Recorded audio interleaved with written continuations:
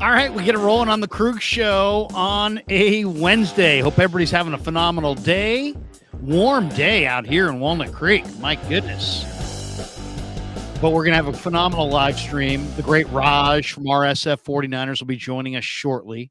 Raj was just late getting home from work, and so we decided we would push it back a couple minutes just because Raj called me and he said, "Hey, man, I'm in traffic and I'm trying to get home." And believe me, dude, I've been in that spot many, many times. So Raj will be joining us here. He'll jump in here in a minute. But I figured since I was already kind of chatting back and forth with some of the people in the chat, that we'll just do it right now. We'll just open up the chat and I'll read through some of the chat and answer some of your questions. So until Raj gets here, any question you want to ask me about anything, KMBR, 95.7, Gary Radnich, my thoughts on the Niners, anything at all. Your thoughts on pig in a pickle, New York style Italian sausage. By the way, let's put up our New York style Italian sausage banner like we normally do on the bottom. There we go. Krueg Show hit Scottsdale earlier this year, courtesy of New York style Italian Sausage Company. And of course, we are brought to you by Pig in a Pickle. Let me tell you first right out of the chute, Pig in a Pickle, the title sponsor of the Krueg Show. Check them out. They've got 2 locations. They're in Emeryville and Corte Madera. They're open 7 days a week in Marin County from 11 a.m. to 8 p.m. And they're also open Wednesday through Sunday in Emeryville. So if you're like me and you live out in the East Bay, catch them in Emeryville. But they only sell the potato chips in Marin. So, and the potato chips are absolutely amazing. So you got to go to Marin for the potato chips. But Pig in a Pickle, the proud sponsor of the Krueg Show, thanks to Damon and Mary for having such a great restaurant. The brisket, the barbecued chicken, it's all good. The house-made sausages. You can't have a restaurant these days without working at it. They do at Pig in a Pickle, and that's why it's such a great restaurant. And they are the proud sponsor of the Krueg Show, the title sponsor of the show, and we appreciate them greatly. Check them out in Marin or in Emeryville. Pig in a Pickle, the best barbecue in all of Northern California. All right, let's hit the chat and see what people have to say before Raj jumps in here. Artur says, Krueger and Raj, baby. There you go. Artur asking, by the way, Krueg, what happened to the Vish pod? So me and Vish go Tuesday, Thursday. And we've been mixing it up a little bit because of schedules and jobs and stress and all the different things that the two of us have going on. So we've been moving it around. We've done it on some different days. So this week we're like, okay, we're going to get together Tuesday, Thursday. So I put it down as Tuesday on my channel. And then I realized that we were doing Tuesday on his channel. So for those of you who follow only my channel, maybe not Vish's, you probably saw that I advertised that Vish was going to be on, and then I canceled it. I didn't actually cancel it. I just put it back in the hopper, and I'll be putting it up tomorrow. So tomorrow at 3 p.m. Pacific, the great Vish Kumaran will be in the house. And then go to Vish's channel, the Vish Kumaran Show on YouTube, and you can watch our hour plus that we did last night on his channel. Michael Monahan, before we get Raj in here, Raj is getting set up. We say, Michael says, Larry, lazy as usual. Lazy. You're lazy, Larry. He doesn't feel tardy. And then me jumping in with, hey, I'll be starting in 5 to 7 minutes. Raj is getting the studio ready. There we go. And then Michael says, don't lie. Raj had to drop the boys off at the pool. So now that somebody knows Raj a little bit. Raymond says, Krueg, when are you going to bring Gary Radnich on the show? Gary's really private. So, I will reach out to him, but he is very, very private. We got this one from Michael. Says, Larry, really liked your last show with Grant Cohn. He seemed a lot less crazy than usual. All right. Maybe he was on meds. Artur says, yeah, the podcast you were supposed to do with Vish, Krueg, I saw it on the schedule, then it disappeared. Yeah. So I disappeared it because I moved it to Thursday. So you'll see it tomorrow. So we put together that thumbnail for tomorrow. Niner Gaming says, Krueg, you the man. Okay. Let's see.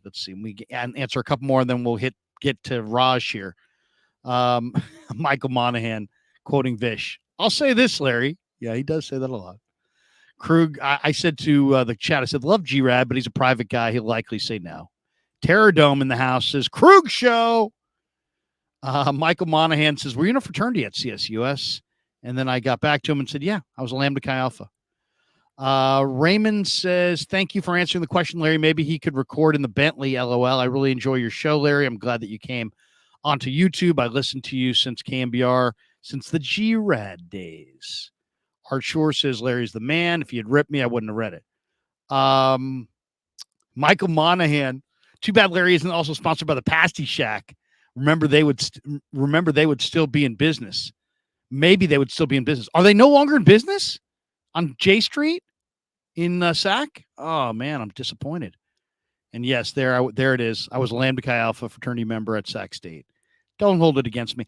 I would say this. Here we go. We get this one. Michael Monahan. He says, nice, Larry. Pi Kappa Alpha, graduate in 1998.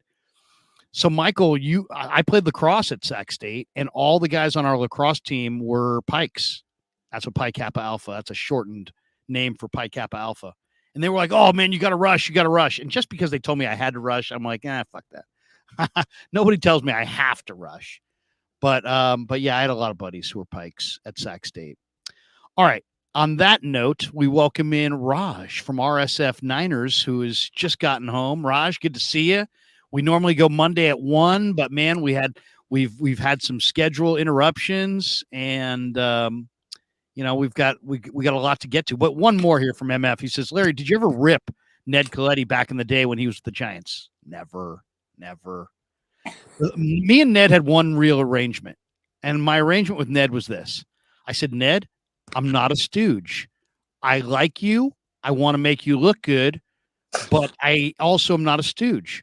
So he said to me, hey, look, you ask me the toughest question you can think of and let me answer and then move on. Is that okay?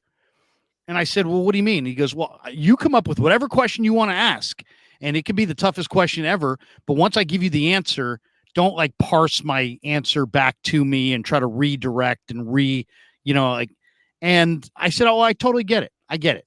I'll ask you the toughest questions I can think of. You give me your best answer first go round, and I won't double back with, well, what about this and what about that? And you said this and you said that. So that was kind of our arrangement, and we've been great friends ever since. And then Greatness says, 54 says, what's Rod Brooks up to nowadays? He's living in the North Bay with his beautiful wife and great little boys. He's got a couple of little boys. Taking care of his family, and he's on NBC Sports Bay Area. He's doing post-game Niners in season. He's part of that crew, and he's doing some post-game Giants. But that's all I know. And I know him and Marcus, one of his friends, Marcus, they have their own podcast called Quality Hang. But yeah, follow Rod on Twitter and tell him I said hi. Good guy. All right, Raj joins the mix. Hey, Raj, how are you, man? Good to see you.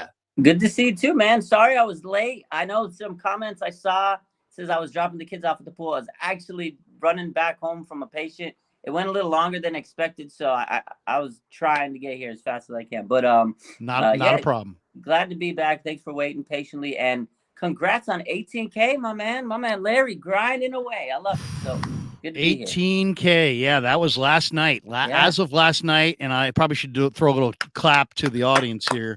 Because the audience has made me, and 18. Yeah, we have 18,000 subs on the Krueg show right now, and hoping to get to 20 by training camp. Hoping to get to 100 by a year from now.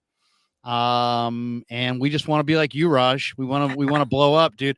How many people do you have following you on the IG right now? Oh man, it's 247K. But honestly, I want to be like you. I've been.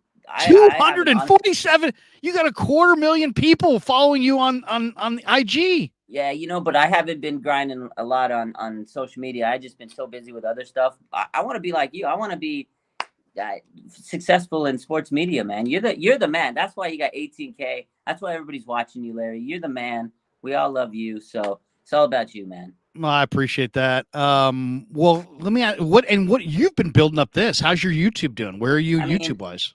It's still at 10K. Like I said, I just 10K, but it's only been up for how long? Yeah, not too long. But again, these last few months, man, I've been so busy with other stuff, work. I've been working like 50, 60 hours a week, man. So I really haven't had time to do much social media stuff, but I try to do what I can when I can. Like me and you, I love going on with you and having our show. So I think Where's your once the passion? Where's your passion? Is your passion for your 9 to 5, or is your passion for Niners and what you do, IG, YouTube, social the media? sports media, the social media, the Niner stuff, but I got to pay bills, and it's unfortunately that my 9 to 5 is what pay my bills right now, and Sure. it's a transition. I've tried. It's been such a transition, maybe one day, but I mean, But California you are monetized on IG, right? on IG, yeah, but it's not like enough to pay the bills out in California, man. Yeah, So I hear you. I hear you. yeah, But if that day comes, you oh, would no longer be a physical therapy person. You would jump away from that and get into this full time. 100%,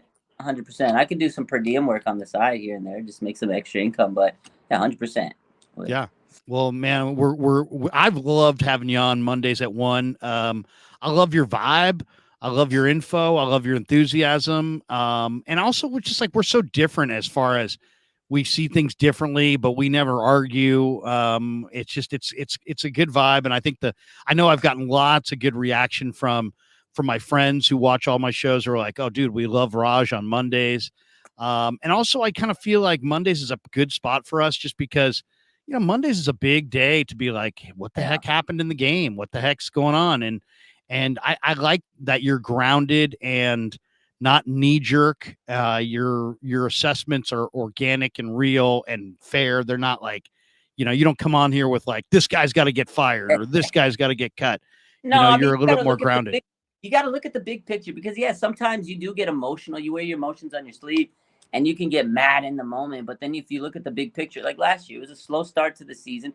If we would have said fire everybody, they wouldn't have strung out, 10, 12 wins in a row. We wouldn't have got CMC. Sometimes it's easy to get pissed off at this team. Trust me, there's times where I'm like pulling my hair out. But as a fan over the years, and maybe it's just what I do for my 9 to 5, like I'm very patient with things.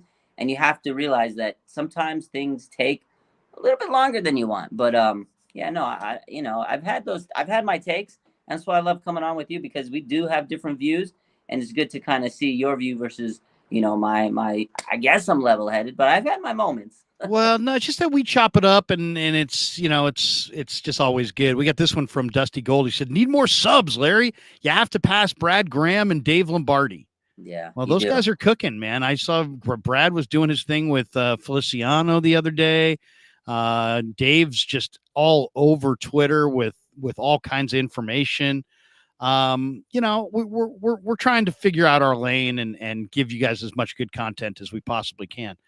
All right, let's get right into it. One of the things that I'm kind of passionate about right now is this whole, there's just an awful lot of people out there. We're getting down to the nitty gritty of rookie OTAs came and went. The draft has come and gone. We had the rookie OTAs. Now regular OTAs start next week. I think I'll be in Santa Clara Tuesday.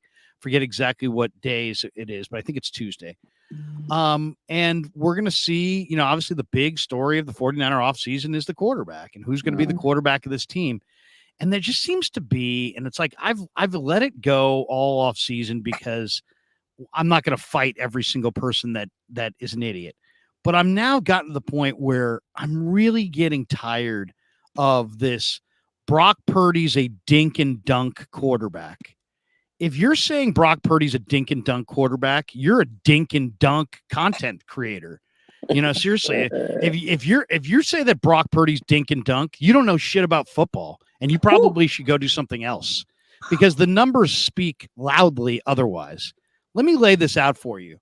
Brock Purdy. Okay, if you want to say dink and dunk, to me, it's yards per attempt. That's the stat you want to go to. But let's just look at a few of these stats. QBR, which is an ESPN quarterback stat. It's kind of an all-encompassing stat. Brock Purdy's QBR is 65.6. That number, Raj, is a better QBR net rating than Patrick Mahomes, better than Tua Tagovailoa, better than Jalen Hurts, better than Josh Allen. Brock Purdy's 65.6 QBR is better than Mahomes, and Purdy's 5th in the NFL in QBR. People will be like, he's just Jimmy G part 2. Really? Jimmy G was 17th in QBR. Brock Purdy was 5th in QBR. Only Mahomes, I should say, I say he's better than Mahomes. Only Mahomes, Tua, Hurts, and Allen had a higher QBR than Brock Purdy. Every other quarterback in the league was lower than Brock Purdy on QBR. That's one stat. QB rating. Okay, Brock Purdy's got a QB rating of 107.3 for last year. That's good. That's the highest in the entire league. That's higher than Mahomes, higher than Herbert, higher than Josh Allen, higher than Stafford, higher than, you name it, Aaron Rodgers, Tom Brady, everybody. Number one QB rating in the NFL, Brock Purdy. Wow. All right. Okay, so those are a couple stats. Now let's get to the stat that I believe is the stat that really does kind of define, are you a dink and dunk guy? Well, first of all, there's completed air yards. Okay, so this is kind of an interesting one. This is how far did the ball travel in the air? Okay. Patrick Mahomes, 19th in the NFL. Brock Purdy, 17th in the NFL. He's ahead of Mahomes, Joe Burrow, Aaron Rodgers, Justin Herbert, and Matthew Stafford, and others. And this is completed air yards per completion. Number one in the NFL was Tua at 8.8. Yeah. Purdy was 17th. Mahomes is 19th. I mean, and to me, this is not a great stat. Why? Because Marcus Mariota was third in the NFL. Zach Wilson was like fifth in the NFL. So I don't think that's a great stat. But if you want to go completed air yards per completion, Brock Purdy has a better number than Mahomes, Burrow, Rodgers, Herbert, and Stafford. Okay. So then first of all, Brock Purdy's never lost a game in the NFL. As far as a game that he started and finished, never lost. Undefeated in the regular season, won 2 playoff games. The only game he lost, he got knocked out. But yards per attempt, I think, is an interesting category to look at. And yards per attempt, Brock Purdy is second in the NFL at 8.1 yards per attempt. Now, granted, Trey Lance did not play very much last year, so it's hard to really evaluate Trey Lance. But Trey Lance, for what he did play, had a yards per attempt of 6.3. That's 33rd in the NFL among quarterbacks. So then you're like, okay, well, that's kind of a small sample size. What about, can we take a bigger sample size? Okay, yeah, that's fair. Let's take a look at Brock Purdy's yards per attempt when he was at Iowa State. His Iowa State yards per attempt were 8.3 yards per attempt. Now he's 8.1. He's basically the same guy that he was at Iowa State. Yeah. So this idea that Brock Purdy's dink and dunk is ridiculous. Yeah. Brock Purdy is not dink and dunk. Brock Purdy took shots down the field. He's second in the NFL. Now as far as Trey Lance career at North Dakota State was 9.3. So he was good. It was really good. And maybe Trey Lance can be that guy. But that's still kind of an unknown. But for all the people who were just looking at Brock Purdy and just dumping all over him, the disrespect. I mean, the guy ran the table off the bench. He didn't play from camp until December, and then he ran the table and got you to the NFC Championship game and only got knocked, and only because he got knocked out did they for sure lose. Who knows? Maybe he would have won that game. Yeah. And yet here we are, and people are just losing their mind with the disrespect for Brock Purdy. He's dink and dunk. You can't win a Super Bowl with dink and dunk. If you're saying dink and dunk, you're a fucking idiot. I mean, you don't know what you're watching. You probably should have your YouTube channel taken away from you. I mean, my God, the number, I just read you the numbers. Those are the numbers. And we're taking a quarterback. How about this? How about this as a rule of thumb? If you have a quarterback and you're winning games in the NFL, shut the fuck up. Oh my God, there it is. Just shut up. Just shut up. You're winning games. That's all. You're winning games. Just shut up. And if you're going to say a guy's dink and dunk, next time some YouTube content creator, next time somebody says, he's not good enough. He doesn't challenge down the field enough. He's too much of a dink and dunk guy. Make them define dink and dunk. Make them define what we're talking about here. Because in reality, Brock Purdy, in the stat that is the most revealing of all the stats when it comes to do you challenge down the field, it's yards per attempt, and he's second in the NFL in yards per attempt. Wow. Right. First and foremost, we need to cool Larry down because he is. That was you. Are you a chef, Larry? I'm going with a little ice water now. Are you a chef because you were cooking? You were absolutely cooking. I'm gonna call you Chef Larry from now on, like Chef Curry. We got Chef Larry over here. My man was cooking. Speaking, I can listen to you. You know, you want to say, you know what, Trey deserves a shot. I'm there. You want to say, hey, you know what? I just want to find out who the better guy is. That's fine. That's fine. But don't sit there and stare at a quarterback that went undefeated in the regular season and won 2 playoff games, and say he didn't face anybody. Really? He won in Seattle. He beat Washington. They got the best D-line going. He beat Tampa. Tampa has the highest rated defense, I think, of any 49er team that they played last year was Tampa's defense. Yeah. The guy, and who knows, man, he might have been able to beat Philly. But the fact of the matter is the guy ran the table and then won 2 playoff games, and people are calling him dink and dunk, and that ain't right.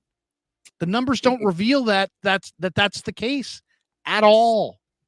Yeah. The stats don't lie. At the end of the day, stats don't lie. The stats are there.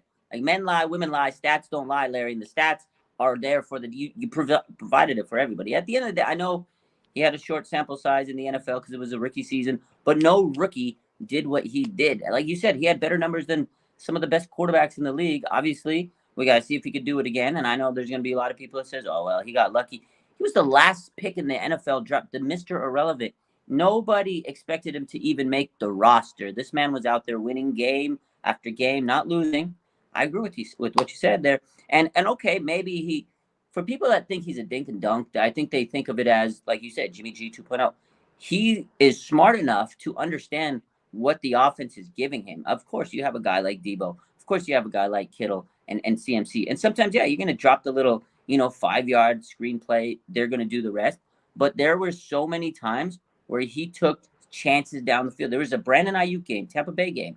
I mean, streaking on the sideline. And I cannot believe he made that pass, Ayuk touchdown. And there was times where Kyle wanted him to go to the first read. And you can see Purdy check. And he's like, that's the 4th read. Kittle's open. I don't care. I'm taking it. He took risks. And he didn't have a lot of turnovers. He was throwing touchdowns. They were moving the ball. And the offense was at its peak last season when he came in. Obviously, CMC had something to say about that. He was a big part of that. But Brock Purdy moved this offense when he came in ways we haven't seen in a long time. And you can't argue with those stats. He put the numbers out there. They moved the ball very efficiently. Very rarely did they turn the ball over. I mean, that was a very efficient offense. And again, he was working with the system he had. I mean, there was times where he took shots. But you mentioned Tua, he had the highest QBR, right? Number 1. He got a guy like, or I think it was yards per catch, you said, Tua, number 1. I mean, yeah, you got Tyreek Hill. It's yards per attempt. Yards per attempt, he was number 1 because he's got tons of speed. He's got Tyreek Hill. Yeah. You just throw it to Tyreek. He's going to be 20 yards. Or Jalen Waddle. Past, yeah, they're 20 yards past the next defender because they're faster than everybody. We don't have that really right now. Well, not to mention, not to interrupt you, but not to mention that, the week before, people are like, oh, well, he had McCaffrey. Well, they had McCaffrey the week before Purdy played it, and they won against the Saints, and it was 13-0. Yeah. They scored 13 points. The reality is that we could point to wins and just say, you know what? The guy didn't lose in the regular season, but we don't need to point to wins. How about this? 33 points per game. I was just going to say that. That's what they averaged. Yeah. So what are we talking about? Why? Or if you're a Niner fan, if you're winning games and your offense is producing 33 a game, what are you unhappy about? People love to be. Why do you not want Brock? Why are you anti-Brock? Imagine. I don't know how things would be different if the shoe was on the other foot. But I got to think people would be like, Trey Lance is the second coming of Joe Montana if he had the kind of numbers that Brock Purdy put up last year. And instead, because Brock was Mr. Irrelevant and he's not 6'4", suddenly he sucks. Yeah, it's crazy. You averaged 33 a game. He ran the table. He won over a locker room that was totally in love with Jimmy G. As soon as this guy hit the field, it was like, Jimmy who? Yeah, that right there was the biggest takeaway of last year. Like, yeah, sure, he put up stats. Sure, they won games, which is great. Very impressive for a rookie. Any rookie quarterback winning games, that's an impressive feat. And the fact that he took and he led these guys, he was ballsy, man. Like, he took the locker room and just won them over. They loved him. The guy is 23 years old. And for a guy like George Kittle to sit there and rave about him, we know his history with Jimmy Garoppolo, and like you said, everybody else, Kyle Juszczyk, all them boys, they loved Brock Purdy. They raved about him, and they said so many great things about this guy. They said like it dated back to training camp. Like they knew they had something in him back in training camp. And I mean, again, there was a magical run, but Brock has it. He's a leader. The one thing I see when I looked at Brock last year is like this kid's very poised for a rookie quarterback. Sometimes it looked like he was a 10-year vet. That's makes the difference to me with him versus some of these other rookies or any quarterback on the 49ers for that matter, is this guy is so poised. And I'm excited for him when he starts throwing and see how that goes. So definitely, with Kyle, what he said this offseason is Brock's the guy if he's healthy. I mean, he should be. Everything he did last year, there should be no shadow of a doubt of he's the guy, moving forward if he's healthy. But the big question is, will he be able to come back healthy? And that's what we're hoping for. That is the big question. Exactly. Will he lose something off the fastball? Yeah. Because I'll freely admit that if he doesn't have anything off the fastball to lose. I'm a little concerned about that, Larry. I'm a little concerned too. We all are. Yeah. I think the Niners are, right? I think the Niners are. But once again, when you're winning games, just be happy. Please. Bobby McFerrin, don't worry, be happy. But the other thing that's just so ridiculous is just that the players are. I mean, Brock Purdy ascended to this not because Shanahan wanted it, not because Lynch wanted it, not because Krueger wanted it, not because some form of the fan base wanted it. He did it because he earned it. He took it. He went and did it. And the players are the harshest critics. I did interviews late in the year with Brandon Ayuk, George Kittle, Kyle Juszczyk. To a man, they were like amazed. If you want to go see and go check out something interesting on YouTube, go look at the interview that I did with Willie Snead at the end of the year. And I'm like, Willie, you're a veteran. You're in your 30s. You've been around. You played with Breeze. You played around the league. You've been in a bunch of different spots. You know what you've got perspective. Give me some perspective on Brock. And he just started shaking his head. He's like, dude's real. He just came in and took it. And he said immediately, he's like, he reminds me of Drew Brees. Wow. And this guy played with Drew Brees. Wow. This guy played and shared a huddle with Drew Brees. And Willie Snead is saying he's Drew Brees. Wow. So, you know what? Don't listen to me. I'm just a guy sitting here sweating in my garage. Listen to Willie Snead. Seriously. Listen to Willie Snead. Listen to Brandon Ayuk. I did an interview with Ayuk. Ayuk was like, this boy's legit. Yeah. Talking about Brock. Yeah. And listen to Kittle. Kittle loved Jimmy. They're like brothers. Yeah. He could not deny at the end of the year that he's probably going to be able to add a whole nother level to his house because of Brock Purdy. You know what I mean? That's how he got that new field he put into his house. Call it that maybe I should ask him that at the mini camp next week. Is this the Brock Purdy Memorial Field? Yeah. With the extra money that you got from all the passes Brock threw you? That'd be awesome. He kind of had that resurgence because Kittle was, he was kind of way better with Purdy than he was with Jimmy. Yeah, 100%. This guy took over the league when Brock became the quarterback. I mean, the Seattle game, the 2 touchdowns. I mean, those 2 plays, the little fake check down. Oh my God! And then the other one where he takes it's like 60 yards and just throwing people off of him. I was like, it's like he found the fountain of youth. He found the fountain of Purdy. So he definitely changed the game. It's about accuracy. Dusty Gold says Purdy's accurate. Places catchable balls. Moves better than Joe with arm angles to make plays. I played golf with the late Dwight Clark, and it was awesome. By the way, I mean DC was Did you ever meet DC and talk to him at all? I haven't. I could only imagine. The man seemed like people that talk about him just Raj, like a just legend. unbelievable. Oh, man. We're getting ready to.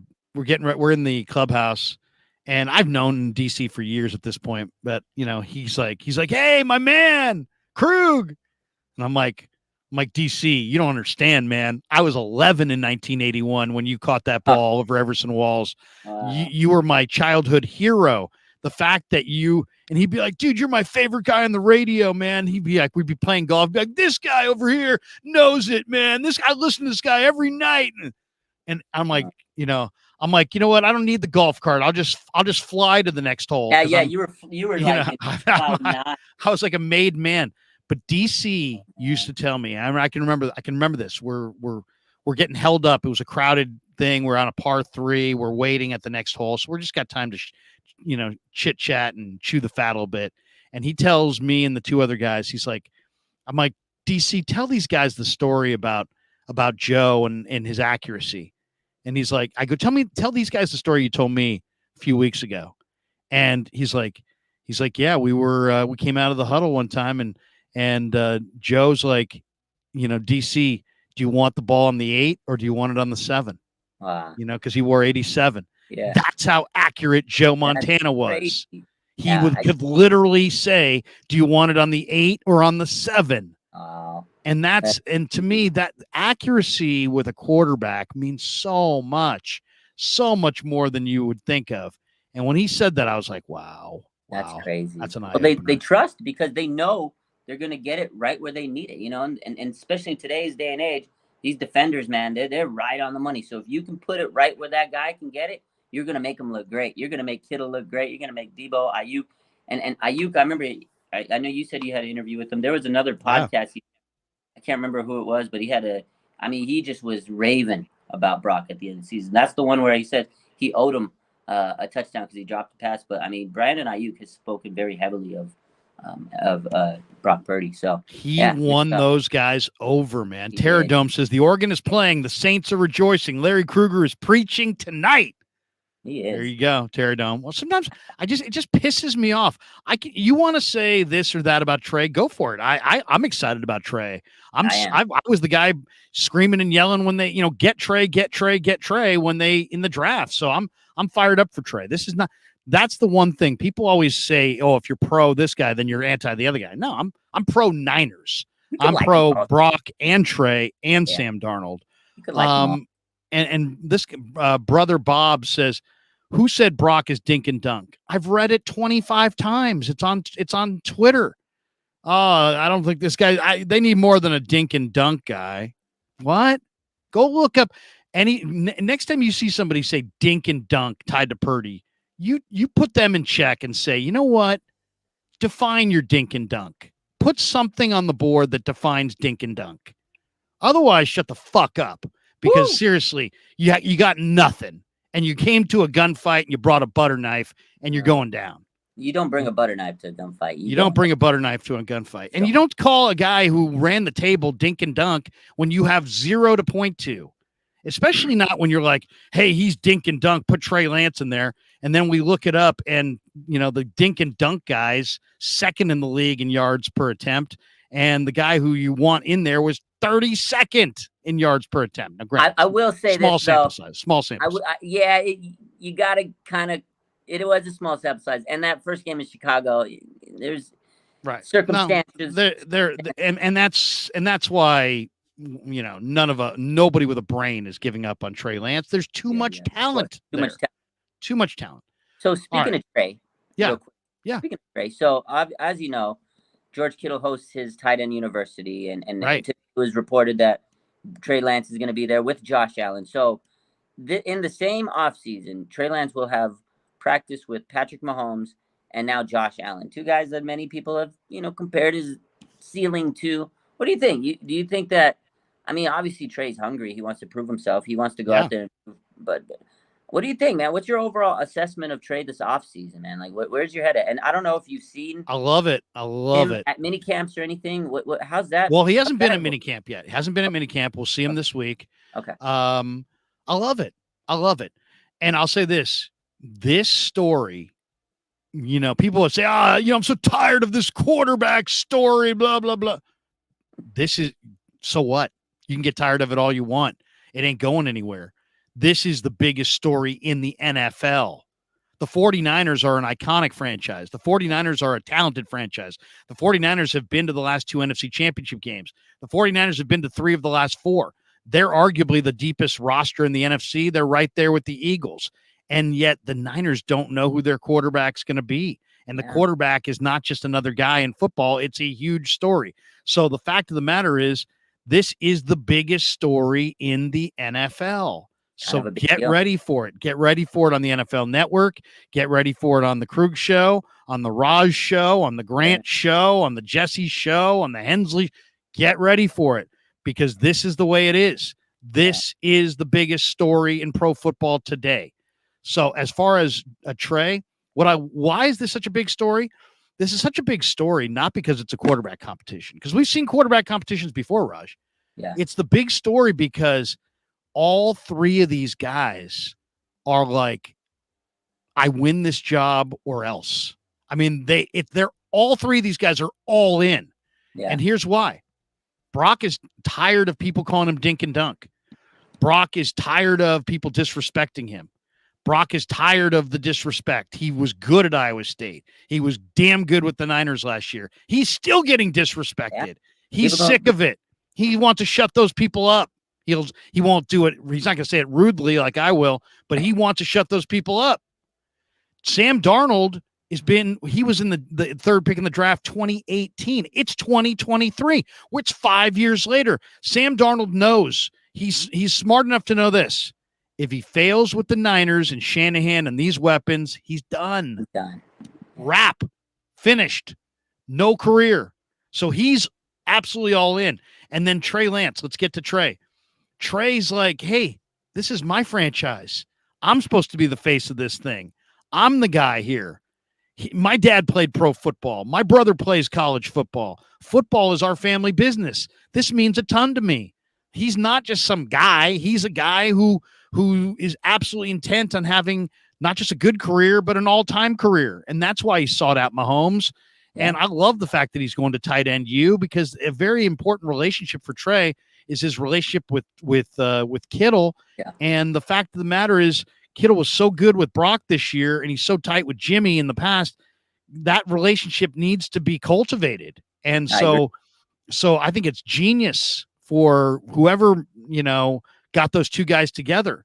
And also it tells you tons about Trey the man, because if Trey were some jackass, George wouldn't have him there. But since Trey's a great person and really cares about being good and is everything you want and then some as a person, George is like, yeah, come on. You be my quarterback at tight end U. And I think it's huge. He needs more reps. That's one. But beyond the reps, because you can get reps anywhere, the fact that you're forging that relationship with George, and George is going to be your security blanket when things break down in the middle of the field.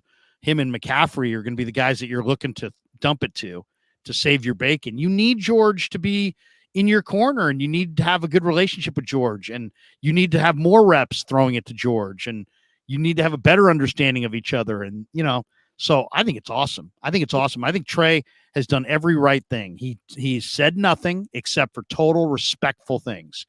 He told Rich Eisen, he's like, you know what? Brock Purdy's number 1. He should be number 1. That's the right answer. Yeah. That is the right answer. And then, while you show Brock tons of respect, you defer zero. You defer nothing. You're not giving him anything. You're there to win it. You're there to be the number 1 quarterback. But you know what? I'm gonna line up behind Brock, because what Brock did last year must be respected and admired, and I'm gonna give him all his. I'm giving him his flowers. But guess what? I'm buckling that chin strap this summer, and I'm showing up to win. I'm showing up to start. So I don't think it could go any better, really, to be honest. You're gonna have Trey, who knows the offense better than anybody. You have Brock, who just operated the offense to near perfection last year, to the point where he's got some numbers that are better than Mahomes. And you got Sam Darnold, who's basically we're being told by a lot of people that, man, Sam's got tons of ability. It just hasn't happened yet, but it's going to happen. All right. But this is Sam's last go round. So in my mind, Raj, you got 3 quarterbacks that aren't just competing for this, number one job of an iconic Super Bowl contender. They also are like, none of those 3 guys can envision a world where they don't win that job. Yeah. Yeah. No, and it goes back to what Kyle Shanahan said. The fact of the matter is he feels he has 3 capable quarterbacks that can start on this roster, and they all have different stories, and you articulated it very well. Like every single one of them has something to prove, right? Brock, he needs to prove that he's just not this fluke, miracle magic, flash in the pan, because there's a lot of people doubt him. Oh, it was Rick C, he got lucky, beginner's luck. A lot of people say, like you said, the dink and dunk. He wants to prove that it wasn't a fluke. Trey Lance needs to prove that he is the guy that they drafted at number 3, and Sam Darnold, he wants to prove that he was also a top, prospect. Like you said, he was drafted number 3 in the NFL. He's flamed out, and this is his last ditch effort, because the Kyle Shanahan said, hey, Sam Darnold was bad because he was a product of a poor situation with the Jets and everything. So let me see what I could do with him. And if he can't succeed with Kyle, you're absolutely right. His career's over. He better hopefully has a degree in something so he can figure out what his afterlife of football is going to be. But hey, he has talent. A lot of people are touting him up. And again, you want that as a Niner fan, because if he's hurt or he doesn't pan out, and same thing with Trey, if something happens to him, God forbid, anything happens to those guys, he's your emergency. And you better hope that he's good enough to win games, because as you mentioned, the 49ers, one of the top teams in the NFL, they're expected to make another playoff run. But what has been the issue at the heart of this team when they get to the NFC Championship or Super Bowl is quarterback play. So that's why it's such a big story every year, because we have to figure out who's going to be the starting quarterback. And once they figure it out, hopefully they can stick and they don't get hurt. So it's a cycle every year. But I think we have 3 capable guys. I'm excited for I'm honestly, I cannot wait for training camp. I want to see it's going to be great. I want to see if Brock's cleared to throw a little bit, I'm sure he'll be in the back area like Jimmy was last year. But if he's cleared to throw a little bit more, and you got Trey there, who's, playing with the man on a mission, and Sam too. Sam Darnold's playing with the man on a mission. He's not going to go out there just to lose the job. They both have starter on their mind, while Brock's getting, mended up for his recovery. So those 2 guys, they want to impress everybody and win the team over, like you said, like Brock did. So it makes for a very, very, very interesting training camp, and I cannot wait for it. That I'm going to be there. I can't wait. That's going to be phenomenal. It's going to be phenomenal. Jason Hess says, dude, Raj, where'd you get that shirt? Where did I get this shirt? Oh man, it's either H&M or Target. I don't know. It's probably H&M. Target got some. Don't sleep on Target, man. Oh no, hell no. Are you kidding me? My wife's big on TJ Maxx. Oh, I love TJ Maxx, man. Seriously. You find some incredible deals at TJ Maxx. I found a jacket, like a really nice black jacket. The thing should have been like $300, and it was like $49 at TJ Maxx. $49. Do you know how? It's always nice to have a nice new whatever, but when you paid like a third or a quarter of the price of what it's worth, you're like, damn, I love it. $250 there, Larry. That's amazing. It's amazing. It's an amazing jacket. I wear it sometimes to the Niner games. It looks kind of dressy. It's got a liner. It's sweet. It's like easily a $300 jacket. I think it's made by J. Crew. It was like $39 or $49. It was an unbelievable steal. I remember I walked up there and I thought the lady was going to be like, oh, the tags are wrong. She's like, no. I'm like, God, you guys got some killer stuff. She's like, I know. I sometimes shop after my shift is over. I'm like, all right. love TJ Maxx, man. TJ Maxx. TJ Maxx. It's like Ross dressed for less. Ross. I see in the comments someone said Kohl's, and then there's somebody else said Burlington Coat Factory. Yeah, those there you go. Marshalls. Don't forget Marshalls. I like Marshalls too. They got some stuff. stuff. Marshalls. Sometimes I'll get tennis shoes at Marshalls. We got invited to a wedding for my sister-in-law like 5 or 6 years ago, and I had a bunch of little kids. Right, I mean, my kids are a little older now, but I had a bunch of kids, and they all had to wear suits.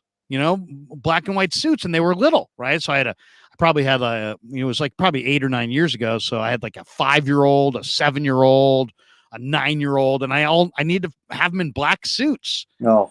Because they were in this wedding, and I went down to my man Casera's, Tony Casera, and he's like, hey, you know what?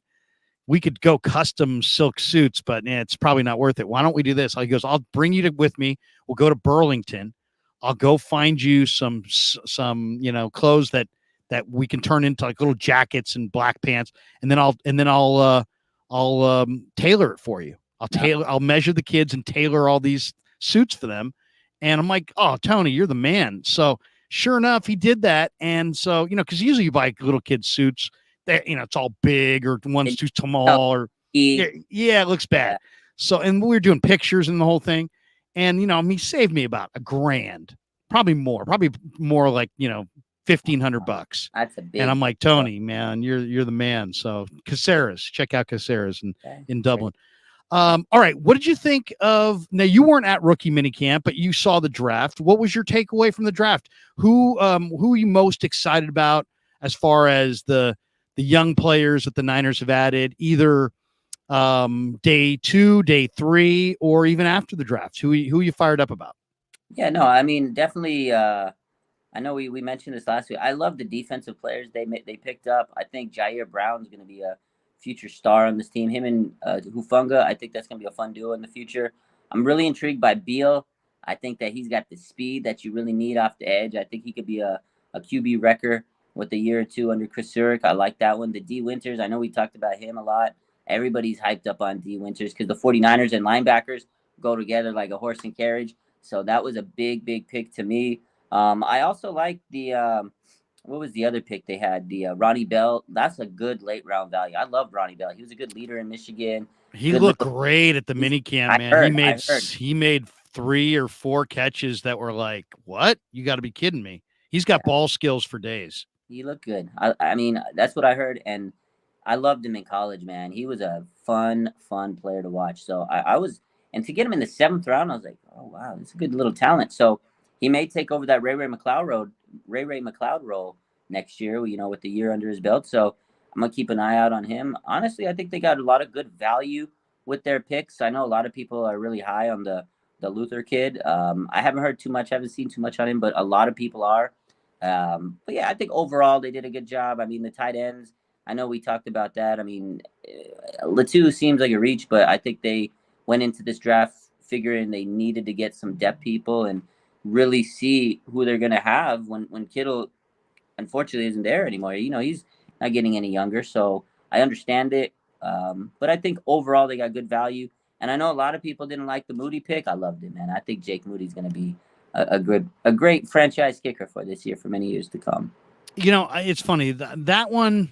I used to freak out about, value in the draft. Oh, I love this player, but not in this round. Okay. And I'm still feel that way, especially at the beginning of the draft. Mm-hmm. But ultimately, the best way to evaluate these drafts is to see how many players did you add to your roster from the draft. Now, it could be from the draft, day 1, day 2, day 3, or it could be after the draft. And to me, it like Jake Fisher, the guy they got after the draft from Shepherd, mm-hmm. I think is a viable right tackle competitor this summer. I thought, Mel Kiper had him come to the Niners at 99 in the 3rd round. He went undrafted. So the offensive tackle that Kiper said would come to the Niners in the 3rd round, they get him after the draft. And Jake Moody, who I would preferred if they had signed him after the draft, they wound up using a 3rd round pick on Moody. At the end of the day, all that matters is, can he play? Can he kick? And from what I've been told, that there's a lot of people that are Michigan fans that really believe in this kid, and that he's got, ice water veins, and his nickname's Money. And Rich Eisen says he's the best kicker he's ever seen at Michigan, and Harbaugh basically said the same. And so if he's a good kicker, I don't care. I don't care that they invested the 100th pick in him. I would have rather taken him in the 7th round or undrafted. I don't like creating needs out of thin air, but kicker means so much. And let's be honest with ourselves. We are spoiled. Okay. We've had Robbie Gould. Robbie Gould has never missed a postseason field goal. And so none of us have ever experienced the Niners lining up for a field goal in the postseason.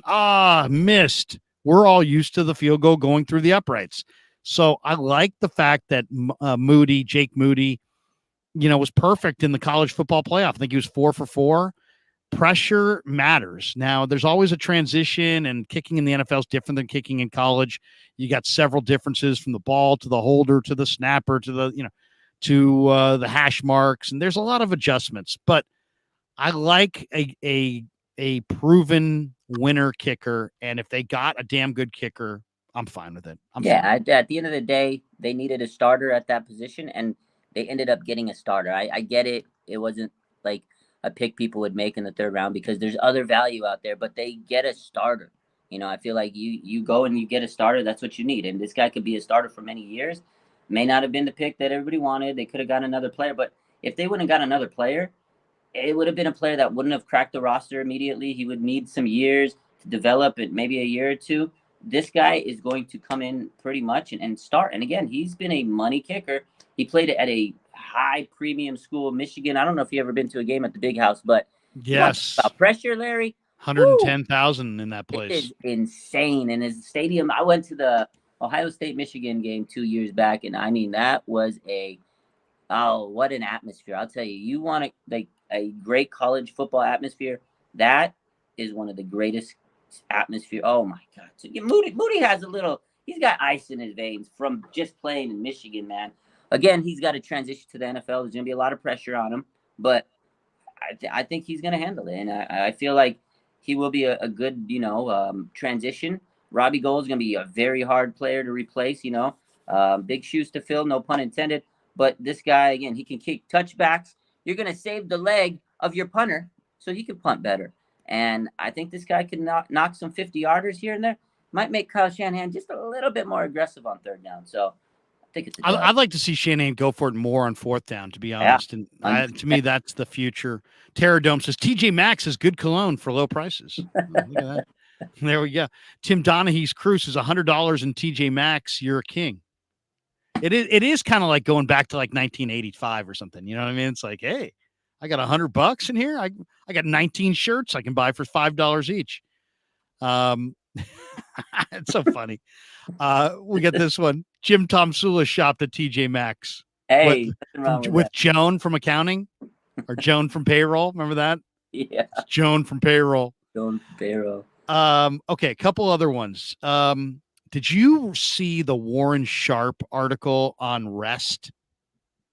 I did not. I missed it. Oh my God, Raj, this is incredible. Okay, so I'm going to try to sum this up and without losing the audience. In 2023, there's going to be 95 NFL games played this year where a team has more rest than their opponent. Wow. And it's the most in the history of the NFL. In 2023, now see if this one's hard to try to hear this as clearly as you can. In 2023, there will be 8 NFL teams that will play 5 games or more where they have a rest disadvantage against their opponent.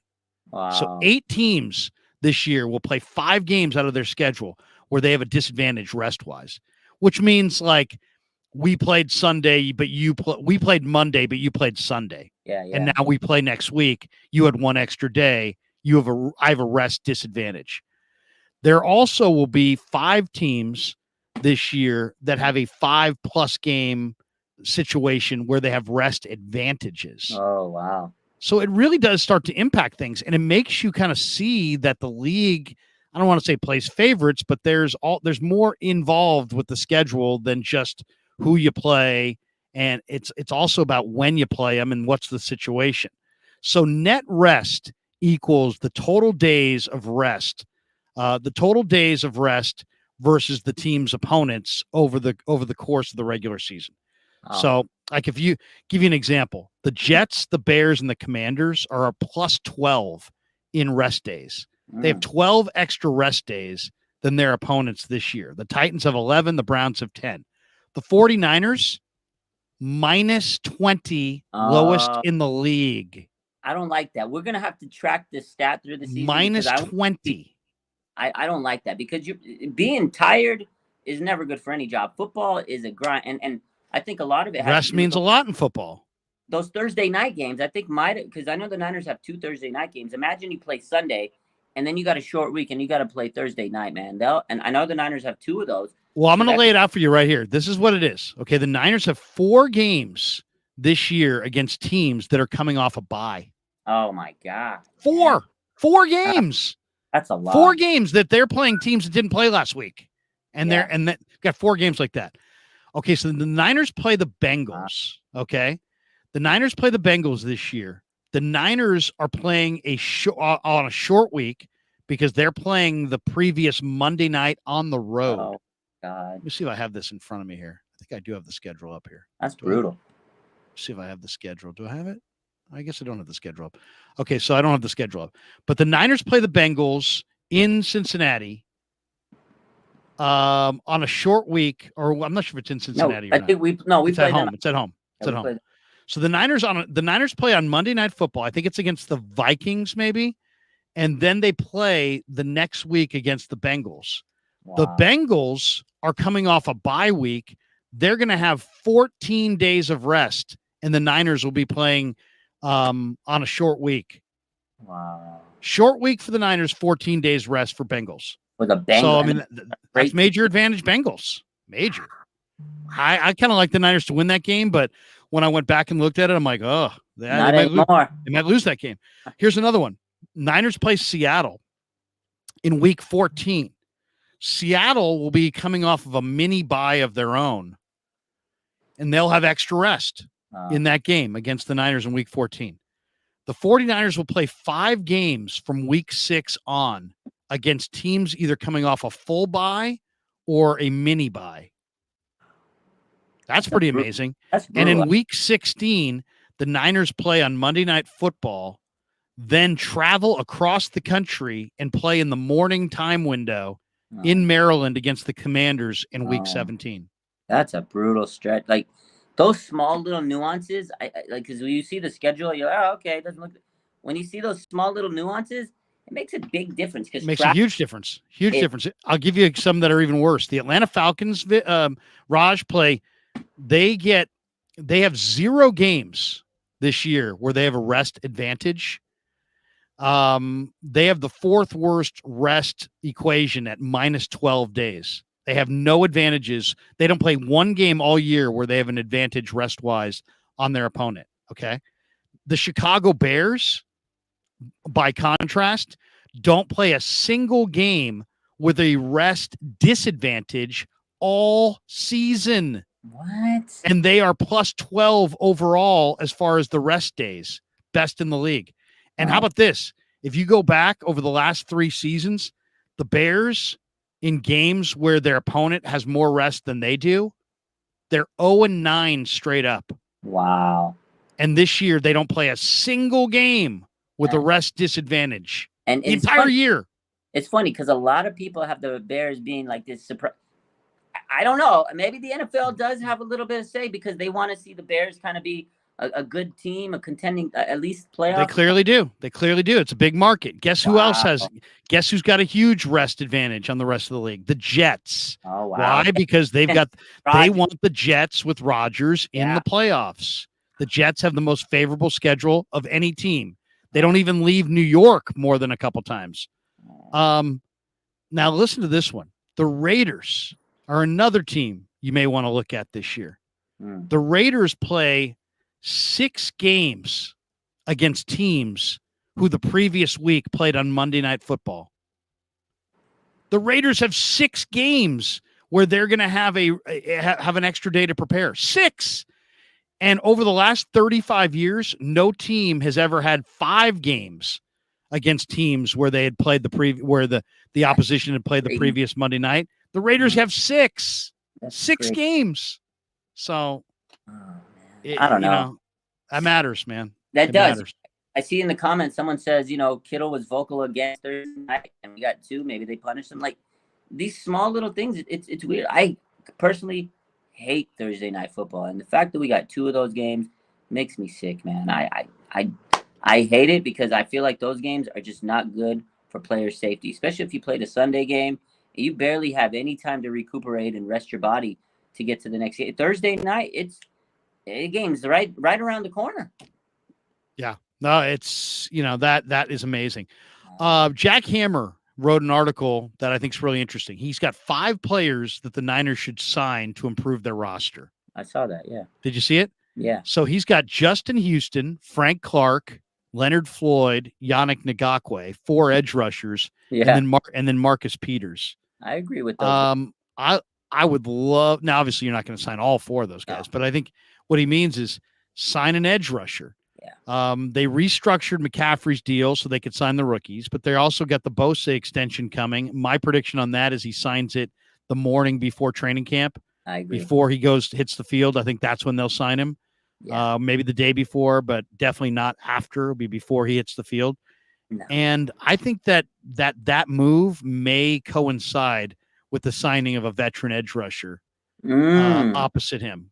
I think it's going to play that way. I think it's going to be like Nick signed and we restructured, and now because of that, we're adding Yannick Ngakwe, or we're adding Leonard Floyd, and we've got Bosa signed up and an edge rusher coming in. And then that would be my guess. That would be my guess. That would be a hell of a first day training camp, Larry. I agree with you with the timing of the Bosa, because if they're usually within a day or two before training camp when they make their extensions, I definitely see that one coming. But if they were to make a veteran edge signing right after that's it. Send them to the Super Bowl, man. Because me and you last week when we talked, you asked me what do I think the weakness is, and it's a veteran pass rusher. I like Bosa, I love him, and I think there's going to be a lot of pressure on Drake Jackson. Can he step up? He could be. Wilkes has high hopes for him, but they still need a veteran pass rusher, because I'm not sold on Clelin Ferrell, Austin Bryant, and Alex Barrett. They're just a bunch of guys to me. They need a guy.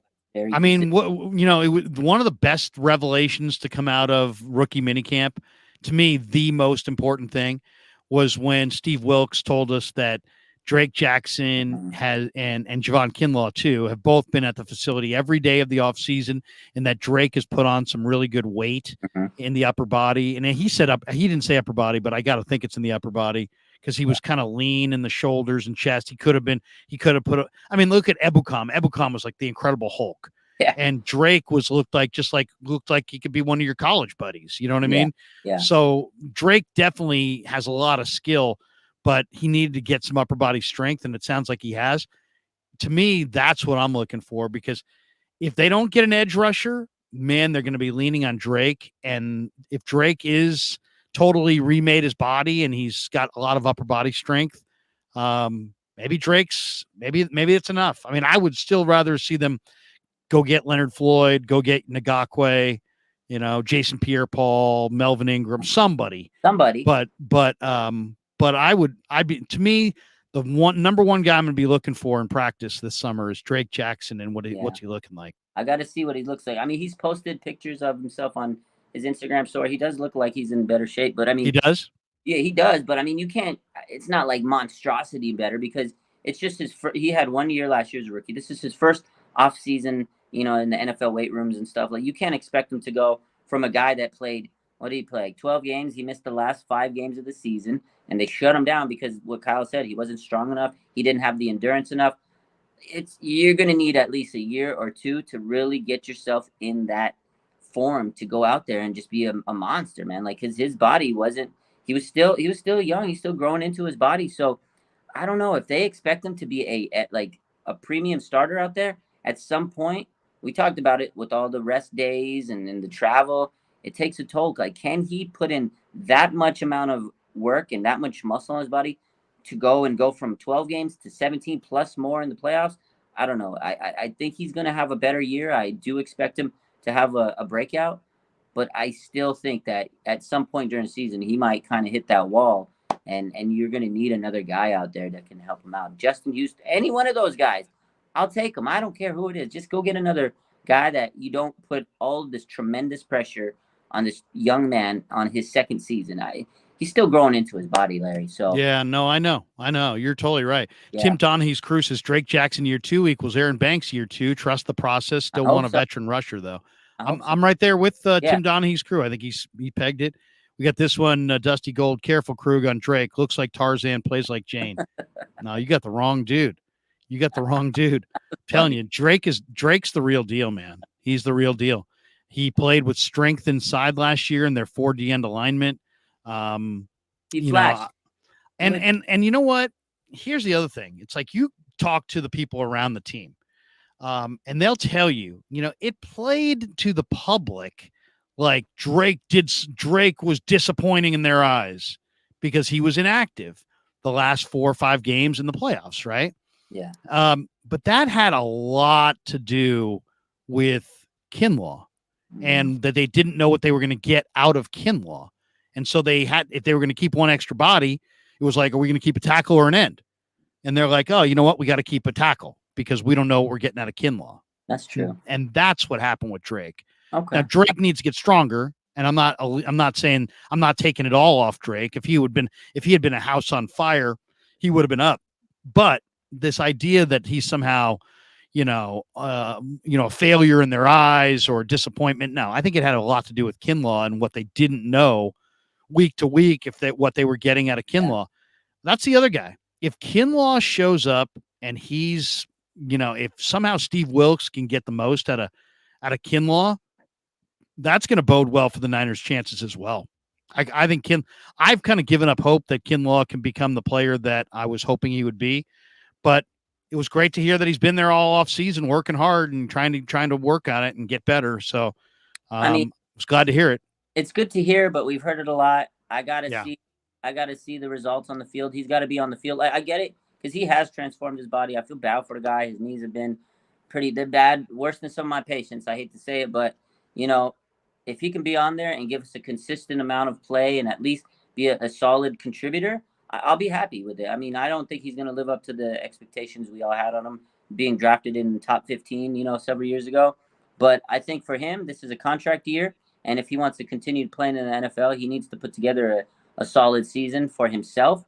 So maybe somebody else could sign him because I think this is the end of the road with him on the Niners. But if he can contribute and be a part of this rotation and give us, stuff the lanes, clog the run and be a good run stopper, maybe occasionally get some pressures here and there, I'll be happy. As long as he's on the field and he's not limiting this team. Because you're right, we wasted roster spot with holding out hope. Is he going to come back? Is he going to be back? So I do want to see him play out this last season and at least give us some contributions, but I'm not going to sit here and hope that he's a Pro Bowler. So yeah, I mean, he's just got to play with with his knees bent and play with leverage. Don't stand up out of your stance. Don't lose leverage. Play with that strength. The guy's strong as hell. Big guy. Yeah. I mean, he's got a lot of talent. Randy Daytona says Drake's best quality, he puts his damn hands up. Yeah, he bats down passes, and that's a skill. That is absolutely a skill.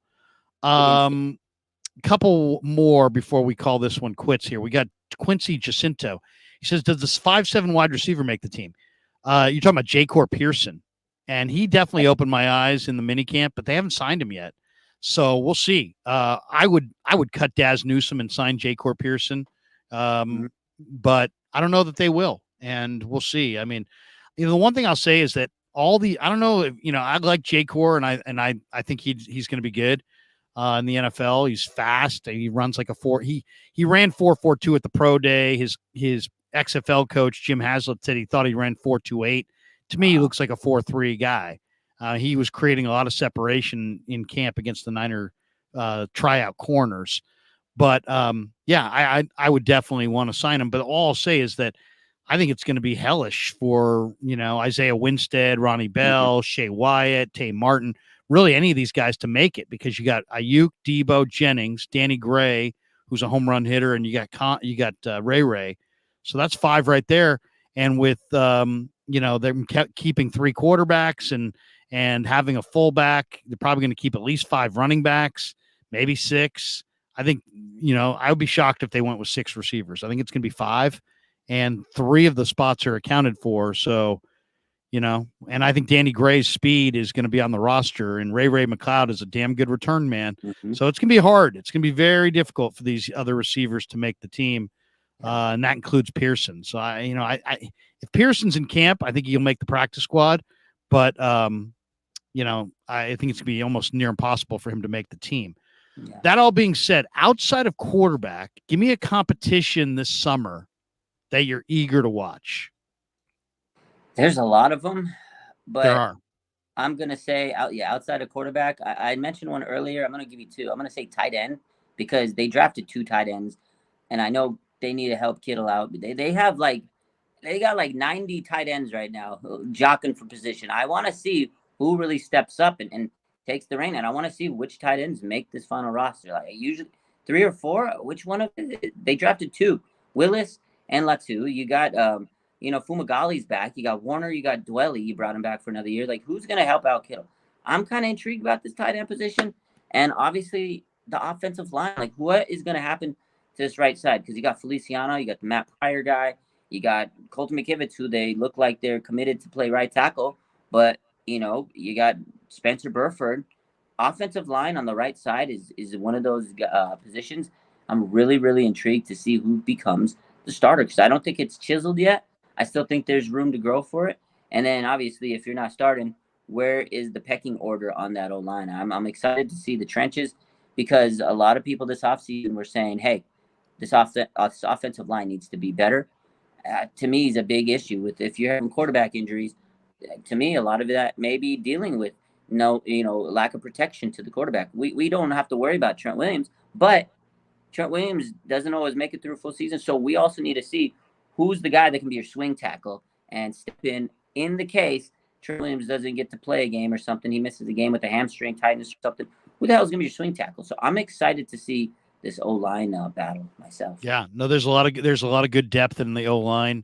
Joey Fisher, Ilm Manning looked terrific in the minicamp. Terrific. I mean, seriously, this guy, he's 295 pounds. He played left tackle. He's probably a guard, but he's an athlete. I mean, seriously, when you look at him, he doesn't even necessarily look like an offensive lineman. You're like, this guy's too lean to be an offensive lineman, but then you watch him move and you can see the strength and the power, the body positioning. I mean, Ilm Manning out of Hawaii. Check him out this summer. I'll say this, the 2 spots I'm going to be looking for, it's running back and in the secondary. Because, I mean, you got McCaffrey, Elijah Mitchell, J.P. Mason, those 3 guys. And you got Juice. So that's 4. And if you keep 5, who gets that 5th spot? Is it Ty Davis Price? Is it Jack Coletto, who's versatile? Is it Ronald Awatt? Is it Kalen Laburn? I'll say this, Awatt, Laburn, and Coletto all look good. Yeah. So I think the running back position on offense is going to be really, really competitive. And then I would say the secondary, I mean, the safety spots with Fonga and Gibson, let's say, are your starters. Odom and Jair Brown, let's say, are your backups. But then Avery Young out of Rutgers is a player. And Taylor Hawkins, who last year was on the practice squad, if there was one player that watching rookie minicamp that I was like, that guy's in awesome shape compared to last year, it's Taylor Hawkins. Taylor Hawkins is lean and mean and looks awesome. Wow. So he was a corner at San Diego State, and he tried to transition to safety last year, and he was on the practice squad. But this guy absolutely is a player. He was a very, very good football player at San Diego State, and he's not quite athletic enough to man the corner, but he's maybe not physical enough to be the safety. He's kind of a combo. Well, in this particular minicamp, he looked strong enough to play safety and fast enough to play corner. Okay. So I think Taylor Hawkins definitely has to be watched. And then in the secondary, I mean, you need 5 or 6 good corners. You got Lenore, Mooney Ward, Isaiah Oliver. Let's say those are your ones. Those are your starters. Okay. Then you got Darrell Luter, who looks terrific. And you got Sammy Womack. And then I asked Wilkes about Hartsfield. He likes Hartsfield. So there's 6 corners right there. And then you still got Ambry Thomas. That's 7. You still got Quantrez Knight. That's 8. And the undrafted free agent out of Texas, Deshaun Jameson, is the real deal. This guy's an impact return guy, and I think he makes the team. So, you got 7 or 8 guys right there. I love Deshaun Jameson. Oh, my God. You got to go watch Deshaun Jameson's film from Texas, and you'll just be like, wow, look at that guy. The 49ers always get a handful of undrafted players that you're like, wow, why didn't anybody draft them? And then they become a starter 2-3 years down the line. So I know whatever happens, even if some of these guys don't make the roster, for a fact, we're going to have a hell of a practice squad. And most of these guys will probably start at some point for this team. The development of the 49ers team is just so amazing because all these guys that we have that you mentioned, probably going to be on the practice squad 2 years. Somebody's going to leave, and then they're going to step right in, man. It's amazing to see how they develop these guys. And the running backs, those undrafted running backs we got, I wouldn't be surprised if one of them makes the roster because every year we get an undrafted running back. Jordan Mason, right? JP Mason, last year's undrafted stud. And I'm a little concerned because, like you said, TDP, he may not make the roster just like Trey Sermon didn't last year. And it would be another third-round running back that they just wasted. Yeah, Forktail Devil says, Krug, does Jameson have a realistic shot? Dude is a big play waiting to happen. Oh, there's no doubt. There's no doubt. He's got a realistic shot. 5-year player for Texas, elite return guy. And Randy Daytona says Luter will be cornerback too. Wow. You know what? I would not be shocked if Luter beats out Lenore for that starting corner spot opposite Mooney Ward. Would not be surprised. Luter is interesting. His team played off coverage. His team played zone coverage, but he always stayed in press man and took away his guy. And I just think that Luter looks like the kind of guy that might be a real player. Yeah. I heard Eric Crocker say this. I think it was Eric Crocker. He says that and he would know. He played the position. Yeah, he knows more than anybody. He said that Luter is the guy they wished Luter is the guy they thought Ambry Thomas was going to be, like that press man, cover corner, that physical dog. He said that that's who Luter can be. So I'm hearing a lot of good stuff about this kid. I'm liking him, man. If he comes in and wins CB2 spot over Lenore, oh, wow, that's great. I like Lenore. I personally think he's going to be one of the breakout players this year on the team. But, hey, if this guy can take that CB2 role, that just tells me the depth is great for the secondary. So give me one player that you're predicting surprise of camp. Who is the guy that come July and August we're going to be talking about that we're not talking about right now? Okay, that's a great question. I think, I honestly think it's going to be Marcelino McCrary Ball. I feel like he's just going to. That's a good call. Camp and dominate. We've talked about him a little bit here and there before, me and you, but I just have this feeling that this year too, he's going to go crazy. And we got a lot of linebackers, and everybody's hyped up on D Winters and everybody else, as they should be. But Jalen Graham looked great in the mini camp too. I know we got a lot of guys. We got, JPP, and we got Orrin Burks. I think Marcelino McCrary Ball is going to be a guy that we're like, whoa, this guy's year 2 leap is. I think it's going to be him. I really do. Yeah, that's a great call. I'm with you on that one. I'll go with a different name just to mix it up. The guy that I did an interview with last week, Spencer Wagee from North Dakota State, is 300 pounds, had a 1.66 10-yard split. Oh, he's that edge rusher, right? He's an edge rusher who's 300 pounds. And then, he tore up the knee a couple of years ago. He wasn't even wearing a sleeve on that knee. And when I'm watching him, now granted, he was a field and a half away. So we're talking about he's probably 135 yards away from me when I'm watching him go through these drills. But he wore 69 in minicamp, and they're doing the edge, the bag drill. And this guy, as far as how fast he gets out of his stance, his hand placement, his leverage, this guy's been well coached. He knows how to play.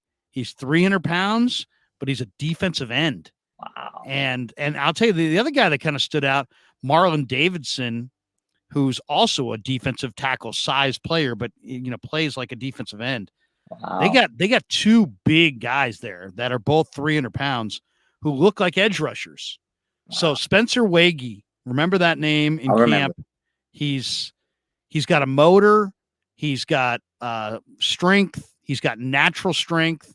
He's got good technique. He was productive at North Dakota State. He's amazing. He's for an undrafted free agent from a tiny farm in South Dakota, to FCS power North Dakota State. He also said, he's like, Trey texted me and he's like, man, you guys are going to love Trey once he gets healthy and gets out there. This guy was born to play quarterback. He was born to lead, and he just had nothing but great things to say about Trey. But Spencer Wagee is the real freaking deal. I'm telling you. Watch him this summer. We'll keep an eye on Wagee. I'm excited, man. It's going to be good stuff. I mean, he sounds like he could be a gem. And again, at the end of the day, whatever happens, the 49ers practice squad is going to be legit. I think the practice squad might be able to beat some teams in the league that are like very, some of those crappy teams that at the end of the year finish with the worst record. You might want to throw the 49ers practice squad against them, see how they run on them, because it seems like we always have just such a talented practice squad. It's amazing. Oh, no, it's amazing. Yeah, no, Lynch and his staff do a really, really nice job personnel-wise. When they took over, I wasn't sure, and he was coming from TV. He had no track record. I wasn't sure how he would be, but let's be totally honest about it. I mean, the 49ers roster has been among the most talented rosters in pro football every year for each of the last 4 or 5 years, and Lynch is in charge of putting that roster together. So, I mean, I think you got to give him a huge amount of credit. Dusty Gold says Waggy could be the big surprise. We'll be watching this dude. Loves the game. All right, Raj, tell people what you got cooking on your channel or on the IG the rest of the week. What do you got cooking? Not much, man. I gotta work. So hopefully there's some news. We can get some news up. But just gonna keep working until hopefully football season comes around. Then we can make sure we get the content out. But yeah, honestly, right now, Larry, I'm just focusing on just working and saving lives, basically. But the 9 to 5 grind. But if there's news, we post it. I know minicamp and OTAs are ramping up, so there'll be some good stuff to be hopefully getting out there. But there's not much going on with the Niner world, so I'm trying to focus on all the other stuff I got to do. But it's always good to do that.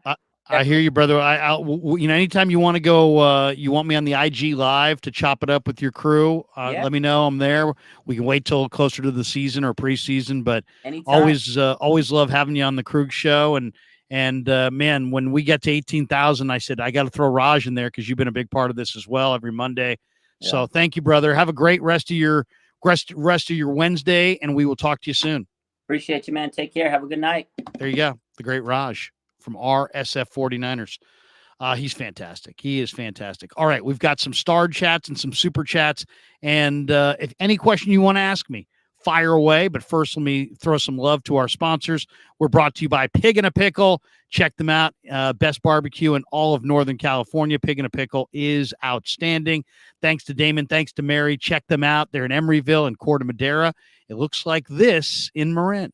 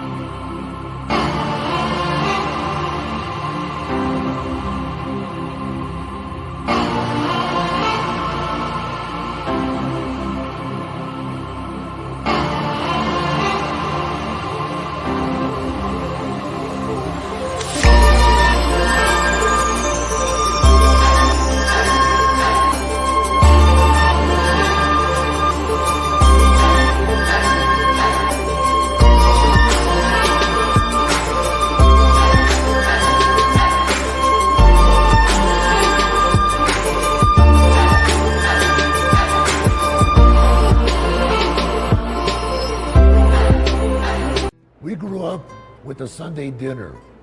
That means no matter how busy you were, no matter where the hell you were, you came to dinner on a Sunday night. Yeah, Sunday dinner without sausage, it's like a church without God. How can you go to church if you don't believe in God? And along with the sausage also became the discussions. That was discussion night. It wasn't a typical family that you sit there and you're quiet, and you don't talk with a mouthful. Oh no, man. Italians talk when they're eating. Italians even talk when they're sleeping. And definitely we talk with our hands. So if we can't express it through our mouth, through our lips, we express it with our hands. So, and that's what sausage is, really. It's an expression, that life is good.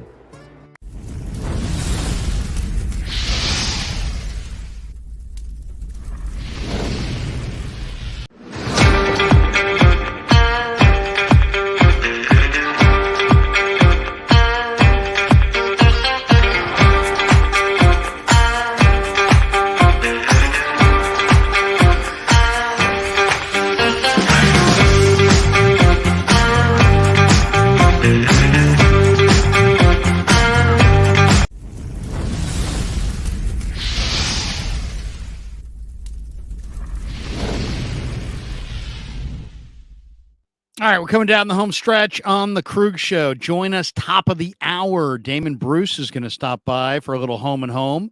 That coming up in a little bit over 50 minutes. Have a little dinner between now and then. Terradome says, tell him, Larry Krueger, talk your ish. Brock Purdy, God, got to be more careful. There we go. Terradome, love you, brother. Terradome with another super chat. Look at this. He's emptying the clip. He says, the organ is playing. The Saints are rejoicing. Larry Krueger is preaching tonight. Well, I don't call, don't be disrespectful. You want to say that you want to see Trey Lance fulfill his potential? Awesome. We all do. You want to say that you're skeptical about Sam Darnold based on his past? Fine. You want to rip Sam Darnold? Rip him. But Brock Purdy won every single game that he played for you guys last year.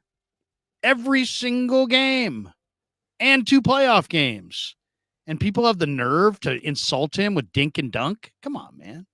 MF says, DC, Darren Chan does KMBR Giants, right? Yes, he does. MF, all over KMBR. DC, one of my good friends. Love him. Love him to death. Brother Bob, RLB to ESQ. Says, Larry, what YouTuber said Brock is dink and dunk or sucks? Many of them have. Who hasn't? That's the better question. Who hasn't? Everybody is taking their shots at this kid, and he did nothing but come off the bench and play great. So you got to wonder. People talking about, hey, this person's got an agenda, that person's got an agenda. What's your agenda? The guy did nothing but win games. I don't know about you, but isn't that the point? To win games? Dusty Gold. Larry's on fire tonight. You should be Brock's agent, Larry. He's got an agent. But I mean, seriously, come on. You want to say that you think Brock's got limited potential? Make your case. But just be like, he's dink and dunk. That's ridiculous. And somebody should make you define that, or you should lose your fucking channel. Glass half full guy donates. He says, curious, Larry, if you think this is finally the season Trey puts it together and shows how good he is. I'm really hoping so. I hope so too. I gotta think it is. I thought last year was. But we got to see Trey stay healthy for 3 straight games. And please, Kyle Shanahan, use him the way you use your other quarterbacks. Don't run him between the tackles, quarterback power with no lead blocker. No. Let him run when he wants to scramble. I mean, the Arizona game told you everything you needed to know. The Niners had him run 16 times. Either 9 were designed runs and 7 were quarterback scrambles, or the other way around. It's been a while now. I don't remember. But they ran him 16 times. On the design quarterback runs, he averaged 3.2 yards per carry and took a hit every single time. On the scrambles, where he just dropped back to pass and just became an athlete and then ran from there, he averaged 13 yards a scramble and took a hit like twice. So what does that tell you? It should tell you the same thing it tells me. Don't run your quarterback, but encourage him to scramble. When he scrambles, he's outside the tackle box. He's got everything in front of him, and he can be an athlete. When you snap it to him as a shotgun quarterback and then say, you're Marcus Allen, pick and slide, find a hole. What's that? It's not what it is it's not sustainable. And some people would push back and say, oh, you know what? The only reason he used him like that is because he wasn't developed enough to use any other way. Well, don't play him then. If that's the only way you can use him, if that's the only way you can develop him, then he can't play. Because you can't use your quarterback that way. Risk reward. It's as simple as that. Don't injure your quarterback. Risk reward. Michael Monahan. Larry explains his positions. That's what I like. Oh, always. I mean, you don't have to agree with me. A lot of people do. A lot of people don't. That's fine. But if somebody's going to make a strong statement you'll hear this a lot too. It's what you really need to have is you got to have an opinion. No. Any asshole can have an opinion. It's, can you support your opinion? Can you say, this is my opinion and this is why this is my opinion? Not just, he sucks. He's dink and dunk. He can't get it done. He's not good. He's not good enough. Make your argument. Just insulting somebody is not an argument. James Gregory summary. Larry Krueger, the only streamer where every video is better than the last. 20,000 subs. I love it. We're coming. We're going to be at 20,000 before camp. That's the goal. And we're showing up this year for real. Last year, I kind of dabbled in it. This year, I'm showing up and I'm playing for keeps. MF says, Giants will sweep the Marlins with Jazz Chisholm out. I'd love to have Jazz Chisholm on our team. That's the one guy I'd love to see the Giants get. Could you imagine how good Jazz Chisholm would be in the San Francisco Giant uniform? Top of the lineup. Be awesome. Dusty Gold says, Pig and a Pickle should be selling your shirts, Larry. That's not a bad idea. I got a bunch of them here. I could probably bring a few over to Emeryville and Corte Madera and say, hey, Damon, what do you think? You want to sell some of these shirts? But we're selling a lot of them, by the way, and I can't even get them out fast enough. In fact, the one that I'm sending out today is for Scott Balfour. Scott, out in Windsor, your T-shirt is coming, my man. Absolutely coming.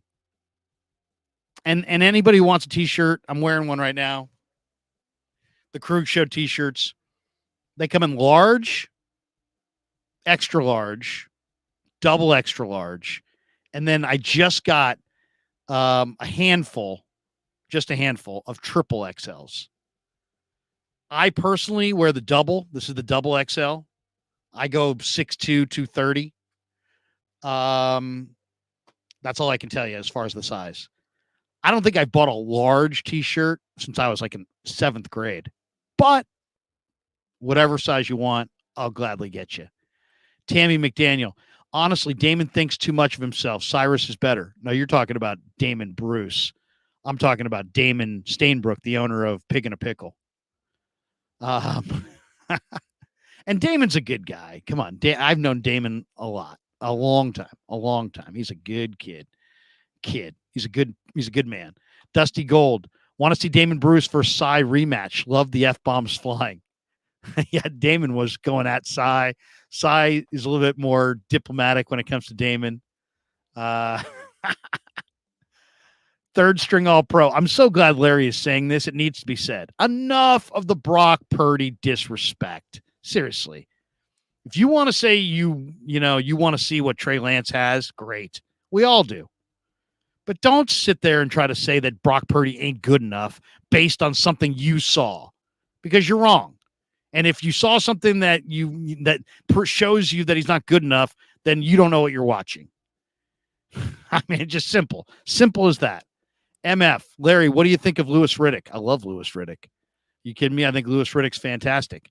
Louis Riddick just went on with Rich Eisen. I did a video on it the other night, maybe last night, actually. And he basically said that Seattle killed the draft and they're ready to burst on the scene. And that's fine, but I'll push back on Lou and say, hey, Lou, pump the freaking brakes. The Niners had the number 1 defense last year in the NFL. They had the number 5 rated offense. They were number 1 in turnover margin, and they were number 1 in the NFL defending the run. Seattle, by comparison, 13th on offense, 26th on defense, 14th in turnover differential, and wait for this one, against the run, 28th. So, yeah, I liked Witherspoon. I like Charbonnet. I like the Auburn defensive end. I think John Schneider's a great fucking GM. I think they're coming too. But the Niners could be in trouble, and Seattle's going right on by, and Seattle's going to win the West. Come on, Lou. You're better than that. Number 1 defense. Number 26 defense. Number 1 against the run, the Niners. 28th against the run. Who did Seattle add in this draft that's going to help them stop the run? You may step down. The other one was the Niners could be in trouble because of the quarterback. The other one that Riddick had was he says that, somebody in the know has told them that Sam Darnold could become the surprise of the year in the NFL. So we'll see. We'll see. And Lewis said to Eisen, we don't know who Trey Lance is yet. I think that's fair too. And he says he's rooting hard for him. But, the Niners could be in trouble. Come on. What are you talking about? It's one of the deepest rosters in the NFL. Seattle is now going to replace the Niners as the team to beat in the NFC. They beat them 3 times last year. Seattle can't stop the run to save their life. I mean, come on. What are we talking about? Who did they get to move them from 28th against the run? They're now better than the Niners, who are number 1 against the run? Come on, Lou. Just say I'm vying for a job in Seattle. MF says, Larry, were you an FP slot at one point on KMBR? I was, as a youngster. 1997, I went to KMBR. 99, I was the nighttime guy. And I think that's where FP is. He's the nighttime guy right now. Love the nighttime on KMBR. If you're not going to be in morning drive or afternoon drive, nighttime drive on KMBR is the spot to be on the West Coast. It's the strongest signal there is. You've got people who can hear you in Utah, people that can hear you in Scottsdale, people that can hear you in LA. I mean, it's when the sun goes down, the nighttime signal covers the entire western half of the country. So yeah, the nighttime job is a good job. Definitely a good job. We got this one from Riddy Musich. He said, my dad, longtime Niner fan, said since the beginning said Brock's the guy. It's pretty obvious. I mean, I'm not, we don't know what Sam Darnold is. We don't know what Trey Lance is. At least I don't know the Sam Darnold that everybody else is talking about, making it sound like Sam's awesome. I haven't seen that Sam Darnold. I'm eager to see him. And as far as Trey goes, I think Trey, there's a lot more there. And this is going to be absolutely juicy all summer. Why? Because Brock's been disrespected and he's got a boulder on his shoulder. And I'm sure he's ticked off about it. Darnold knows it's go time for him or his career's done and he can go do something else. And Trey Lance understands that this is his opportunity right here. He's got all of July and August to make it happen. And all he's got to do is beat out Sam Darnold and play well and produce points and win football games. And if he does that, whether it's here or elsewhere, he'll be just fine. So to me, it's Brock 1, Trey 2, Darnold 3, but we'll see. We'll see where it goes this summer, and let the best man win, right? And you know what? If Trey beats out Brock, awesome. That's great. I'm not wed to Brock. It's not like, oh my God, it's Brock or nothing. No, if Trey's the best, play Trey. If Darnold's the best, play Darnold. If Brock's the best, play Brock. Just stop disrespecting Brock Purdy with this.